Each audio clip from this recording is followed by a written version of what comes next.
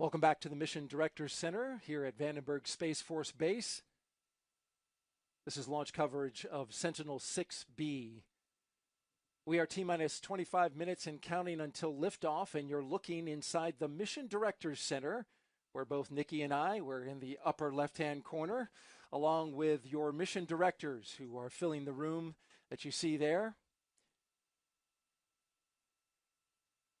The international collaboration for this mission is an incredible one. We have NASA, ESA, we have NOAA, we have EUMETSAT, and CNES out of France.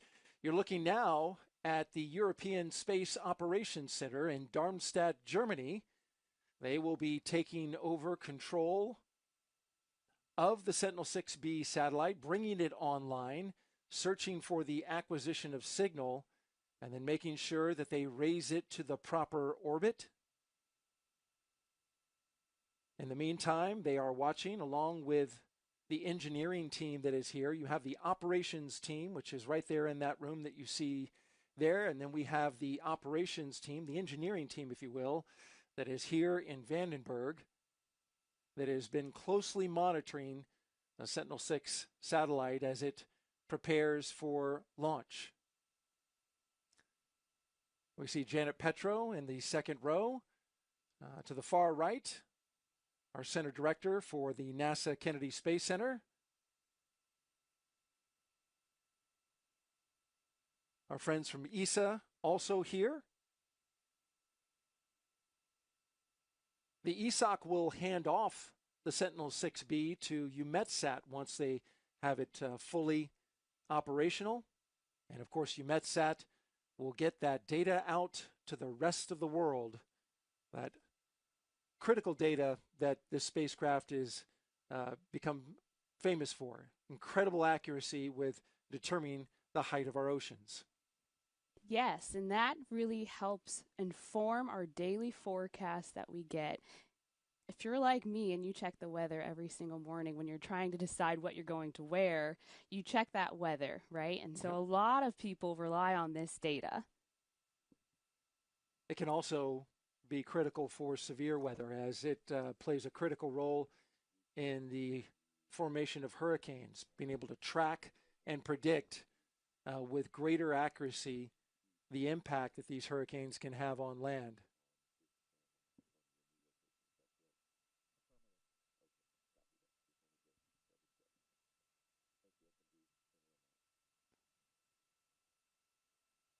The spacecraft engineering team has a number of cameras that they're looking at for today, many of them based at the bottom underneath the launch pad, and that's where they can see their equipment that shows how they get switched on internal power when they go to the battery power on board the spacecraft.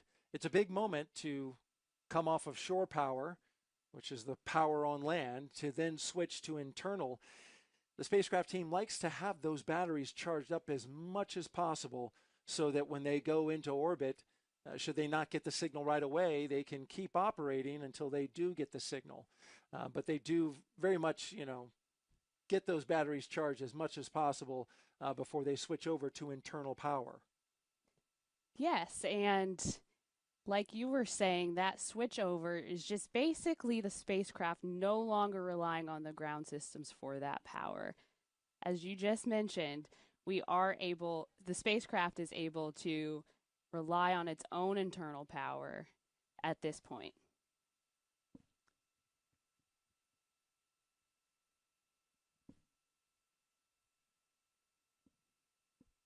All right, we passed into loading of helium on board the Falcon 9 rocket. The helium, of course, used to pressurize the propellant tanks to be able to push that propellant through the engines so that it can burn. Coming up at T-minus 20 minutes and 30 seconds, we'll start chilling the strong back so that we can load those propellants into the second stage. Yes, and we're going to see the effect of that on the second stage when those tanks start venting Stage 2 LOX, RP1 load is complete. it's much warmer here in Vandenberg than it's going to be inside of those tanks. So as a result, we're going to see that gas boiling off and venting out of the system in order to maintain the tank's pressures. And there you see it venting out. The beginning of the chilling process of the strongback to load that super chilled liquid oxygen into the second stage. You're watching live coverage of Sentinel-6B. This is the Mission Director Center at the Vandenberg Space Force Base.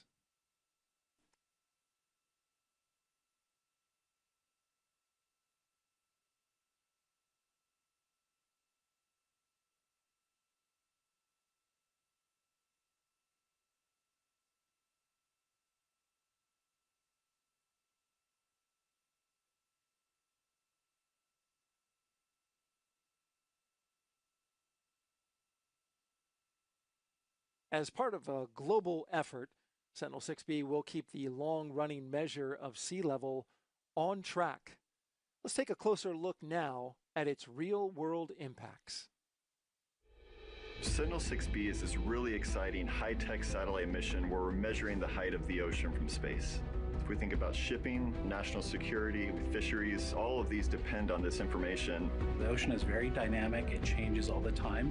Having a measurement really is important towards understanding what's happening with the ocean, both in real time, but also in terms of forecasting. We're in the business of trying to avoid emergencies, not just respond to them after the fact.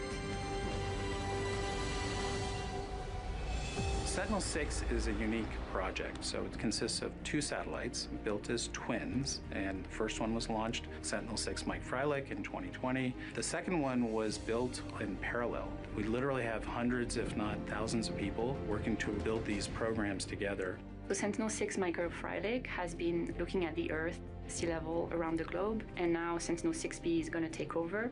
We've been tracking changes to sea level using satellites since 1992, so it's been more than 30 years now. The way the Sentinel-6B measures is it sends a radar signal down to the surface of the ocean and measures how long it takes that signal to get back to the satellite. And from that, we can really get a very accurate measurement of how sea levels are changing locally and on a global scale, down to about a 1-inch accuracy. Very dangerous Hurricane Milton rapidly approaching the west coast of the Florida Peninsula with multiple life-threatening hazards.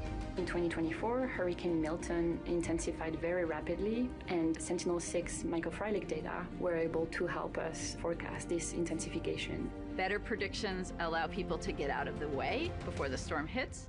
It allows them to take measures to protect their homes and their businesses. It allows emergency crews time to set up. All of these things are going to save lives. That's the goal, is really to have data that's available within hours of the observations.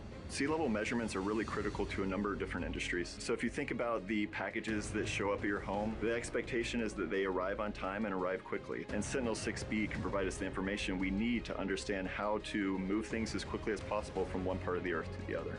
So from a national security perspective, the U.S. military has installations all across the globe in coastal areas. Understanding the change in water level is really critical to preparedness. With fishing, that data is used to understand where the fish are, how healthy they are, how they can be sustained, and how they can be managed better. Sentinel-6B carries on this legacy of measuring sea level in a very consistent and very accurate manner. Sentinel-6B will really propel us into the next decade and continue that sustained, highly accurate observation.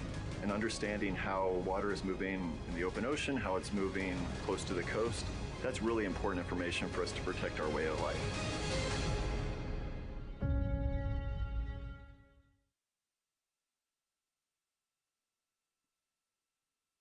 And Sentinel-6B will get there by riding on this Falcon 9 rocket, which just passed through another milestone, and that is the beginning of Stage 2 LOX load. Again, Stage 2 LOX load beginning at T-minus 16 minutes and 45 seconds. We hit that just almost a minute ago.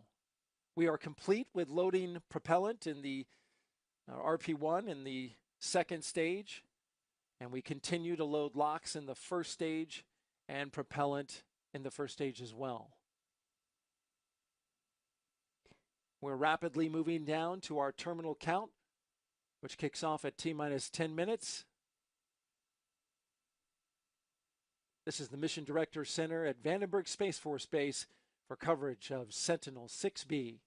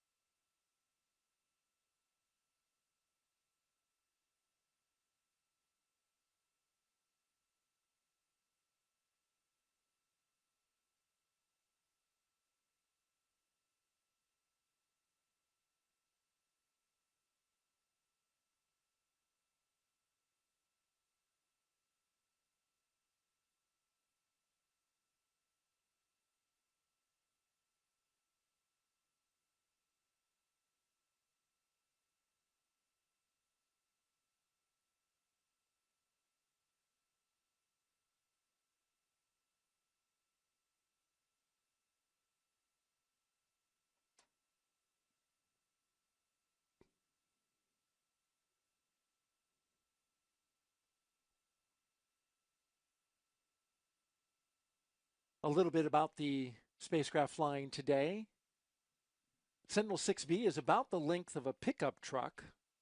It flies 830 miles above the Earth, about 1,200 kilometers, circling the planet about 13 times a day at over 16,000 miles an hour. In about 10 days, it covers nearly 90% of our oceans. And it does so with that 66-degree tilt, that inclination that allows it to make those sweeping observations. Power for Sentinel-6 comes from 4 solar panels that feed a 200 amp hour battery built from more than 1,100 lithium-ion cells. And so if you think about that angle of inclination, that 66 degrees, if you imagine the globe, you were to put a rubber band around the equator, and then you were to tilt it 66 degrees and then spin that globe, that's the coverage that this satellite and the 3 other ocean observing satellites cover. That's how they get that 90% of the ocean. The only thing that's left out are the polar caps, where of course we don't have a whole lot of ocean up there, so it's not as much of a problem. We're continuing to mark the milestones as we count down to our T0 of 9:21 and 42 seconds. Now sitting at T-minus 12 minutes. We started loading locks on the second stage. And a little bit deeper into the count, we've got some other major milestones. Yeah, coming up at about T-minus 7 minutes, we will be in the terminal count and hear that engine chill has begun on the first stage. You said 6-7, and I started waving my hands, just for the record.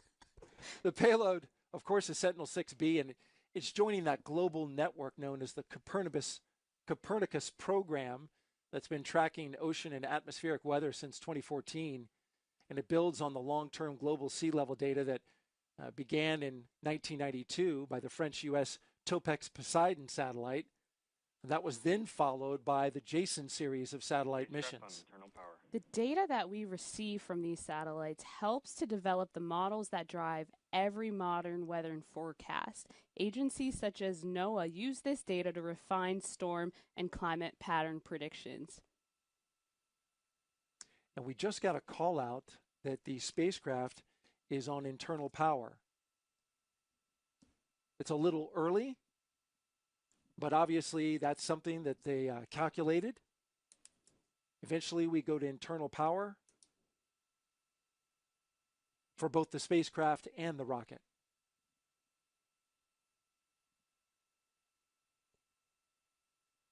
Continuing on with information about Sentinel-6B, the data from the spacecraft and all of the satellites prior to this one guide SpaceX meteorologists in deciding when to launch, where to land, and how to plan logistics around shifting conditions worldwide. Space systems like the Copernicus program that you just mentioned help connect life on Earth, making life more resilient and safer for us, especially around natural disaster events.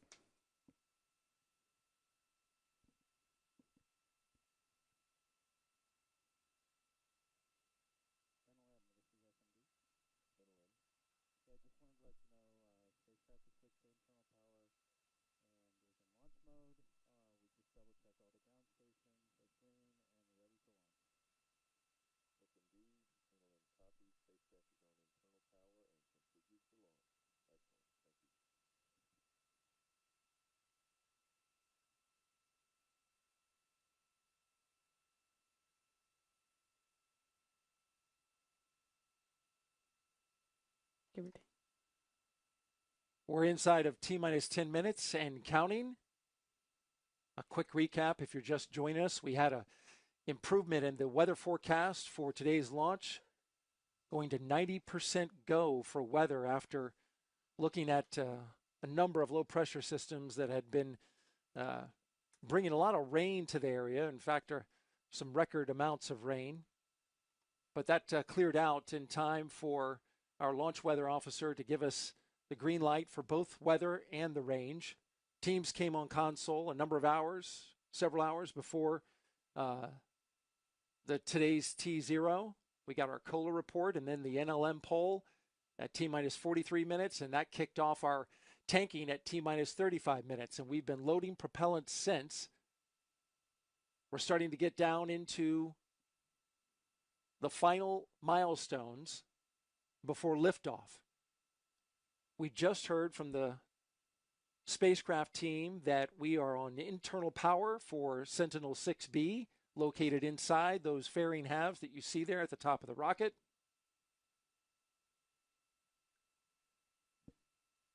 And as we approach these final minutes, we have a number of milestones that are coming up. That first milestone that's coming up is T-minus 7 minutes.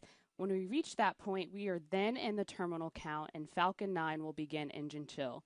Prior to any propellant flowing, the plumbing on the engines are chilled down, and this just prevents any thermal shock of the system when the cryopropellant liquid starts flowing at a higher flow rate. If you think about it like a glass cup, and you pour very cold liquid in that. If that glass cup is at room temperature and you just shock that cup with the cold liquid, it could crack. The same thing is being done here.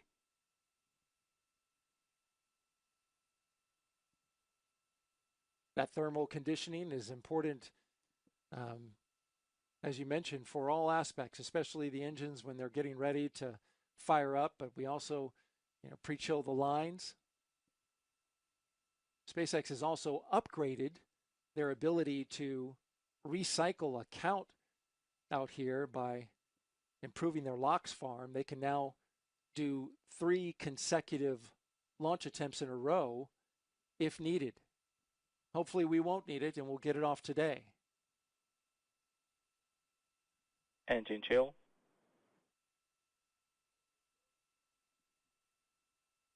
And there's the stage 1 engine chill that you mentioned. Now at about a minute, RP1 loading for the first stage will wrap up, completing the fuel side of the propellant equation for the booster. SpaceX uses RP1, which is rocket-grade kerosene. And then for liquid oxygen, that's the oxidizer. Those are the primary propellants. That LOX propellant is chilled to just under negative 300 degrees Fahrenheit. Because the propellant has to be so cold, it is loaded later in the count. This is intentional in order to load denser propellant. The denser the propellant, the more propellant you can fit in the tanks. The more propellant you have, the more propellant that you fly, that means the more performance you get. If for any reason we are unable to launch today, which we are not expecting that, those propellants would need to be chilled back down again before our next launch attempt. After 3 launch attempts, SpaceX would then go to 1 day off and then another attempt after that day, and they would alternate if it came to that. But we are green across the board today, so we're not expecting to have to explore any of those options. T-minus 5 minutes, 27 seconds and counting.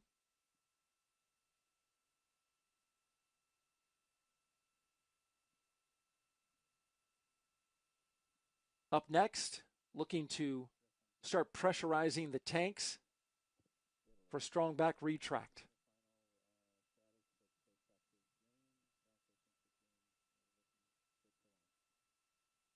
Falcon 9 tanks are pressurizing for strong back retract.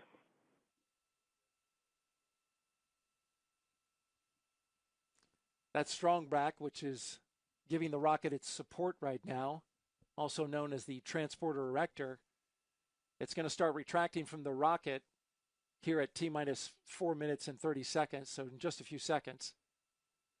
That truss structure is hinged at the base. It has clamp arms around the second stage that open strong slowly. Back retract has started.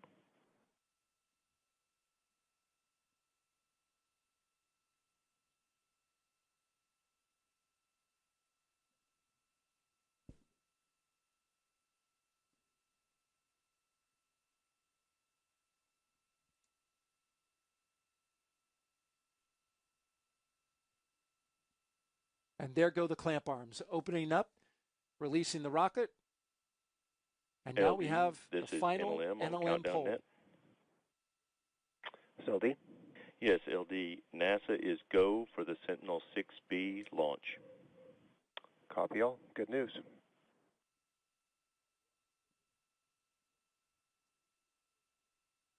And there you have it. NASA launch manager Tim Dunn giving the final go as we count down to the final minutes before the liftoff of the Sentinel-6B satellite riding a Falcon 9 rocket. You see the strong back fully angling back.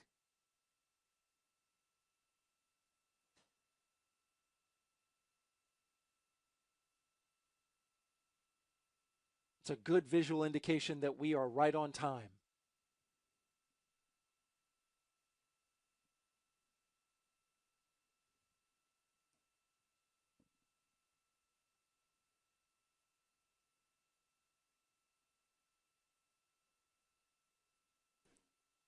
Stage 1 LOX load is complete. And as we just heard, Stage 1 LOX load has completed, and this completes all prop loading on that booster. Both fuel and LOX tanks are pressurized using helium. So in flight, that helium just helps push propellants down inside of the tanks and into the engines. T-minus 2 minutes and 30 seconds and counting. At T-minus 60 seconds, Falcon 9 will enter startup. At that point, the rocket's onboard flight computers take over. From there on out, the countdown is fully autonomous. Just inside of T-minus 2 seconds, the 9 Merlin 1D engines will ignite. And once they're at full power, Falcon 9 will lift off the pad and begin its climb to orbit. After engine start, Falcon's vehicles are held down until all systems are go.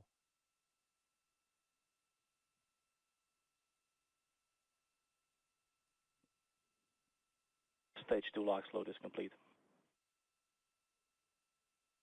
And there we have it. Stage 2 LOX load has completed. And that concludes Stage 2 prop loading entirely. And as we can see now on the live video feed of the Falcon 9 rocket standing proud and tall, you can see white gas venting from the rocket. That gas is not smoke, Daryl. It is actually oxygen venting from the tank, maintaining those tanks' pressures. We just heard the call out for gas closeout. It's beginning. This just means that the tanks will be topped off and the vents will be sealed to maintain tank pressure. Let's listen in for that confirmation that Falcon 9 startup has begun at T-minus 1 minute. Falcon 9 is in startup.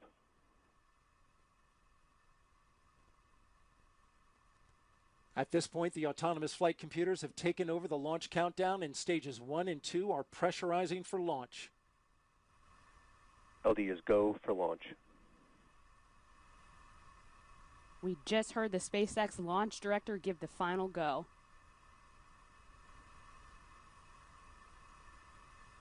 All systems are go. T-minus 3 seconds. The range is green. Weather is green. The final seconds of countdown. T-minus 15 seconds. T-minus 10, 9, 8, 7, 6, 5, 4, 3, 2, 1. Ignition. And liftoff of Falcon 9. Go SpaceX, go Sentinel 6B. Sentinel 6B rising, extending nearly 4 decades of the precise sea level record from space.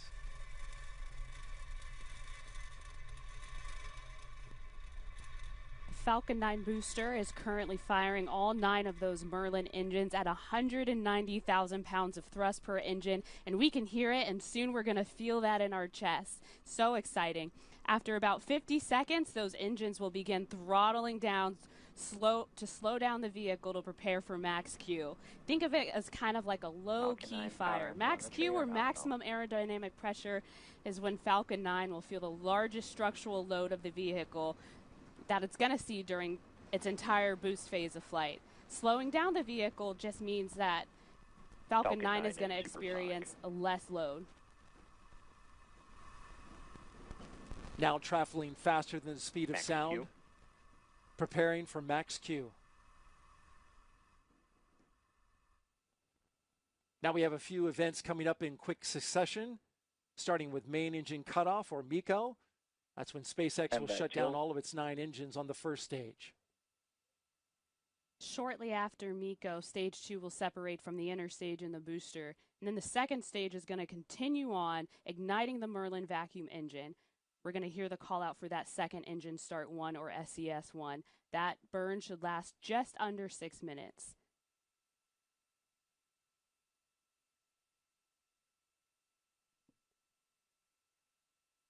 A lot of clouds in the area, so our ground shots not able to pick up that traditional flight into the night sky, but we are looking right down the barrel of the first stage with the onboard camera. Again, the clouds not enough to stop launch, but certainly from a low pressure system in the area. Main engine cutoff. Standing by for main engine cutoff. Stage separation confirmed.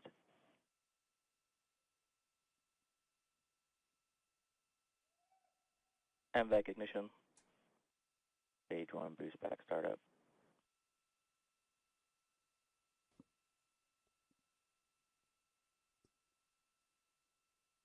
That was a beautiful light up of the second stage, and you're looking now getting ready for the fairings to come off. That's our next big milestone. Confirmed.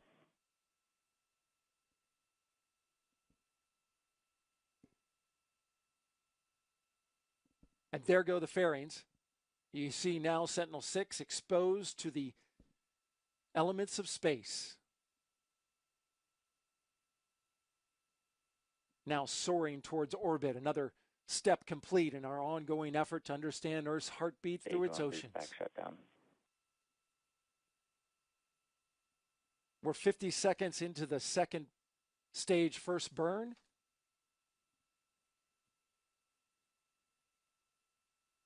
And now the first stage booster basically hitting the brakes by firing 3 of its 9 engines to reverse course and head back down towards the landing zone.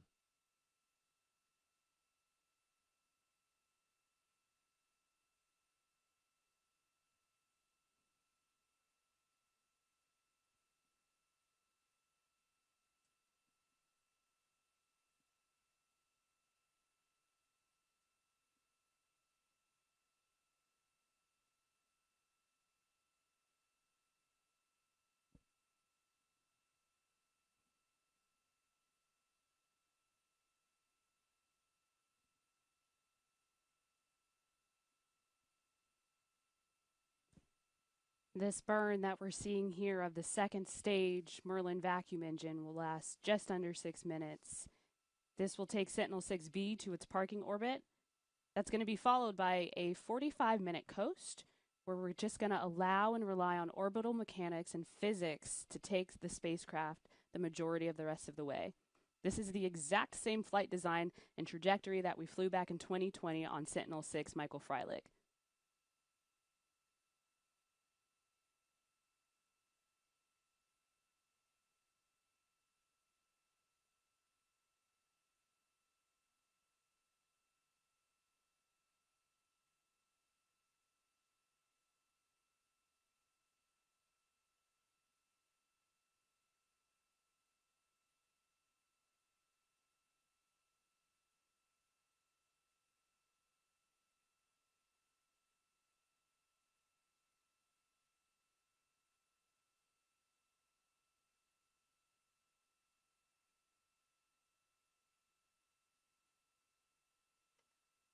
Today's first stage booster heading back down to the landing zone, which was formerly the Space Launch Complex 4 West.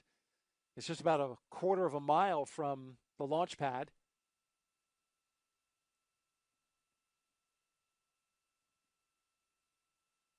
So if you're in the area, you will expect to hear the double sonic boom once it breaks the sound barrier on the way back down.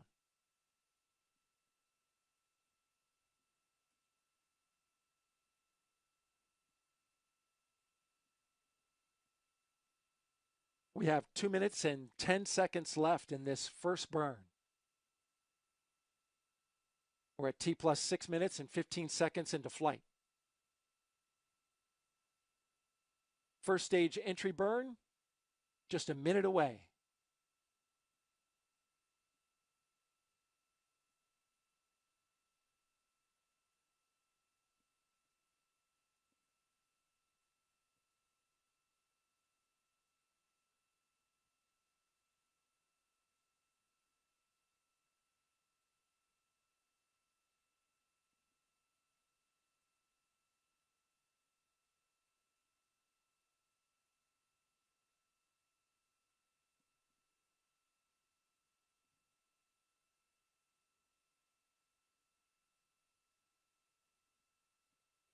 The Falcon Stage 2 rocket and the Sentinel-6B now racing southward across the Pacific Ocean, just off the coast of Baja California, Mexico. A few seconds away now from the first stage entry burn. Stage 1 entry burn startup. And there we have it. That first stage entry burn has just begun. That landing burn, Stage 2 is it's going to last about 25 seconds. That burn just helps reduce the speed of the vehicle to ensure a softer touchdown of the booster. Falcon 9 is using a few of the Merlin engines and 4 grid fins to help guide and orient the booster on its way down. Stage 1 entry Those burn 4 grid shutdown. fins are out. And the burn is complete. Stage 2 FTS is saved. It's awfully dark out there, so we don't have a lot of illumination. But when they do light those burns, we get a good view.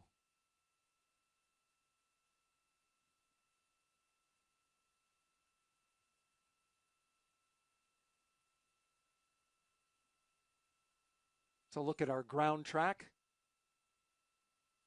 MVAC shutdown. And we should be coming up on the end Nominal of our orbit burn. insertion. There you heard it. Stage 1 transonic. Stage 1 FTS is saved. Stage 1 landing burn.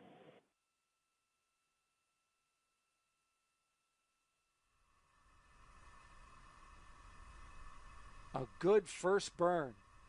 Now here comes the booster. Back down on land.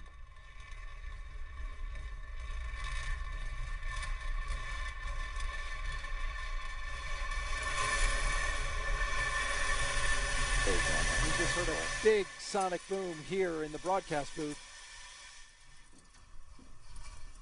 The landing pad coming into view, 4 landing legs extended. And there you heard it. The booster, its job complete, back on land and ready for another flight. My goodness, Daryl, that never gets old. That was really loud. That was pretty awesome.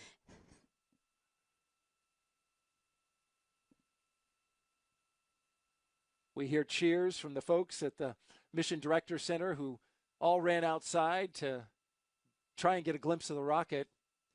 They may not have seen it, but they certainly heard it, felt it, and they definitely heard and felt that sonic boom for the first stage coming back down. So now the second stage, you're looking at the Sentinel-6B riding on top of the second stage, will coast for about 44 minutes. And then we'll go to a second burn of that MVAC-D engine, only about 11 seconds or so. And that'll be followed by a big moment, the separation of the Sentinel-6B from the second stage rocket. How you feeling so far, Nikki? Oh, man, I feel great. This is incredible. I'm just so honored and humbled to be here, be a part of this rich and long history. Very cool moment. Like I said, it just never gets old, feeling and hearing those sonic booms, hearing our partners run outside and cheer for that incredible moment. And there's plenty of work to go.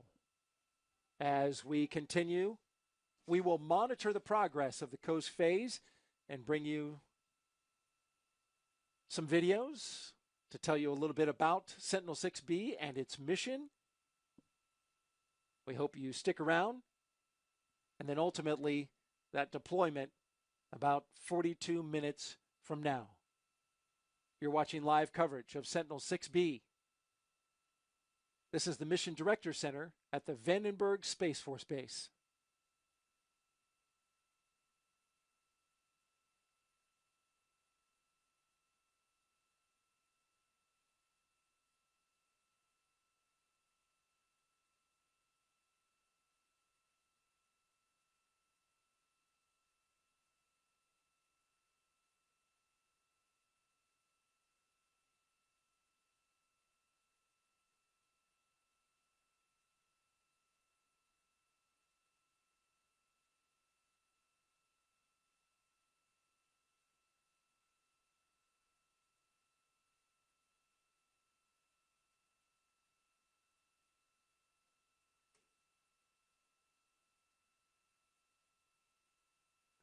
We just saw Karen St. Germain, who's in charge of our Science Mission Directorate here at NASA, hand out a few hugs to the team there.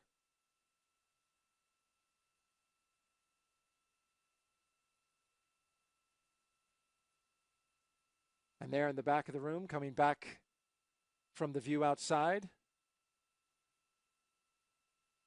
Nadia Venegrova-Schiffer, our Sentinel-6 program scientist, there in the back of the room.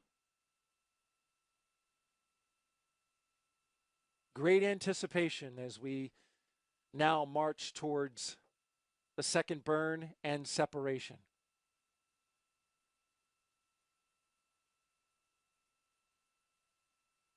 This is the Mission Director Center at the Vandenberg Space Force Base.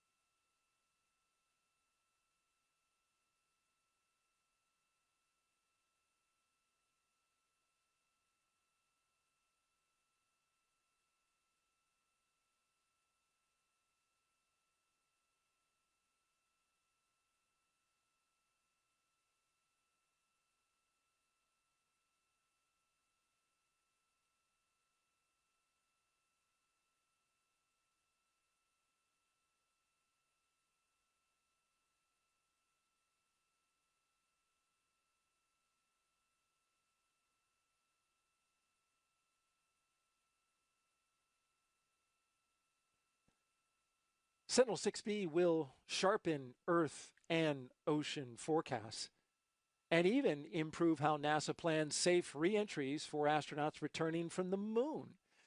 And as NASA prepares for those future crews, let's get you caught up on Artemis 2, a crewed test flight around the moon, now just months away.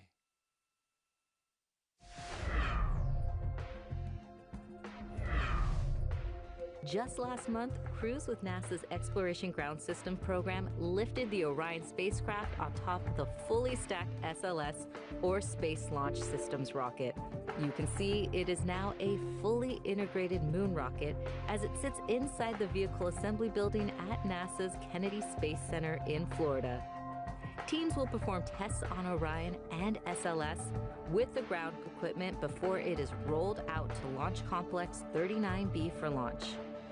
Orion is set to take NASA astronauts Reed Wiseman, Victor Glover, Christina Cook, and Canadian Space Agency astronaut Jeremy Hansen around the moon and back during the 10-day Artemis 2 test flight. This mission will ensure Orion is ready to fly with astronauts on board and for future Artemis missions to the moon's surface and beyond. That's your Artemis Moon Minute.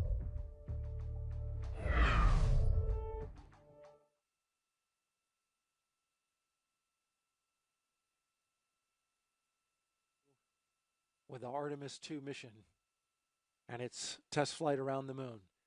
But right now we are focused on Sentinel 6B, currently in a coast phase. To recap for you, we launched at 9:21:42 seconds Pacific Standard Time from the Vandenberg Space Force Base here along the central coast of California. We have been flying for 16 minutes. We had a good first burn of the first booster, and then the second stage had a good first burn and good orbital insertion. And so now there'll be some modification of how Sentinel 6B is oriented with regards to flying through space. And Nikki Russell, our vehicle systems engineer with Launch Services Program, and our co-commentator for this evening.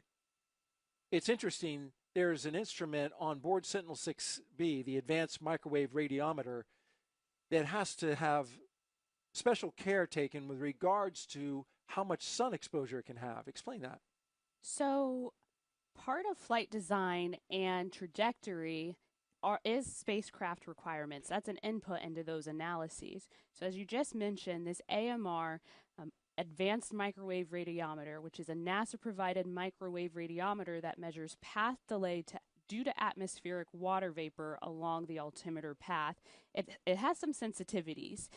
It's sensitive to solar exposure through its aperture, so as a result, Sentinel 6B must separate in an orientation which protects it from the sun's view. SpaceX's Falcon 9 rocket is able to do this by taking advantage of its internal flight software, which tracks the sun's location relative to the spacecraft in each position. So eventually we will get illumination and pick up the signal of the second stage, which has a camera on it, and the cameras we've been seeing, both of the engine and of the Sentinel 6B. And we'll note that it is turned at that angle, that special angle, to keep that that special equipment away from the sun. Don't want to burn its eyes. Exactly.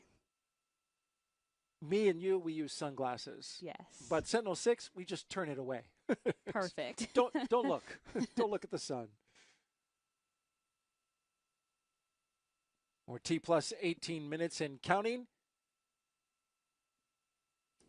This is launch coverage of Sentinel 6B, live from Vandenberg, California, at NASA's Mission Director Center.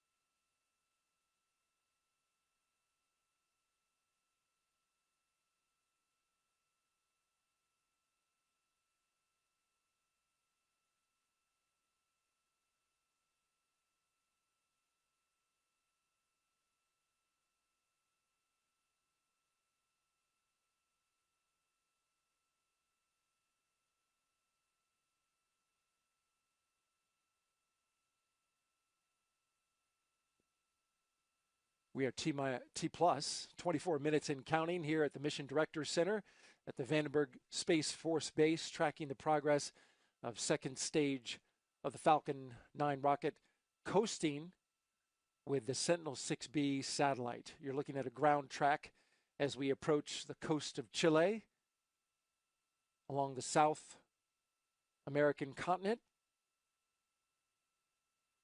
Sentinel-6B is giving NASA the most precise sea level data yet. Once it goes into orbit and gets operational, and this will be critical for communities living on the coast, just like right there in Chile. Here's more on why that matters.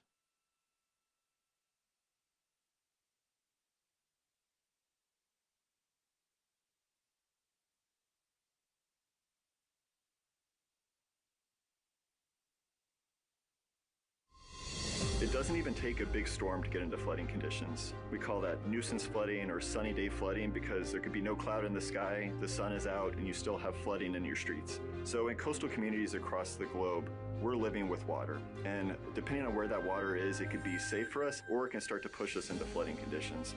Sentinel-6B provides us with the data that we really need to prepare for the changes that are underway and that might occur in the future. So the way the Sentinel-6B measures is it sends a radar signal down to the surface of the ocean and measures how long it takes that signal to get back to the satellite. And from that, we can really get a very accurate measurement of how sea levels are changing locally and on a global scale, down to about a 1-inch accuracy. Sentinel-6B provides us really critical information we need for planning and preparing for the changes that we see from day to day, from decade to decade. Communities that were built over a century ago were built in such a way they knew where the average high tide was and were built with kind of a safety factor. They knew it wouldn't flood all the time. As sea levels change, however, we start to push into flooding conditions. So your high tide that maybe wasn't a problem in the past now becomes a problem and leads to flooding, to impact to businesses. So it's really important that we're able to track those changes over time.